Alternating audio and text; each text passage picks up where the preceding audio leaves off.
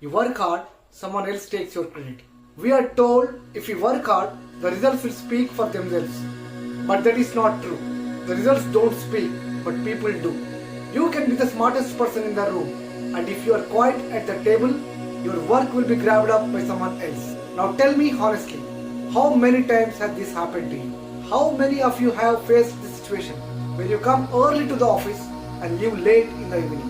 You are the one who takes responsibility. You are the one who solves problems, and you are the one who actually does the work.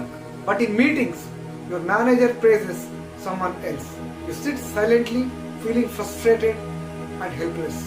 You don't need applause, but you need visibility. By doing hard work, if you are not visible, it hurts a lot. Here is the hard truth. Hard work alone doesn't create visibility. 6 months ago, a friend of mine who is working in an IT company shared a similar experience with me. He was a hardworking professional in that office. He worked silently and delivered results. But despite that, during promotions, his name was not even in the list, and he was completely disappointed.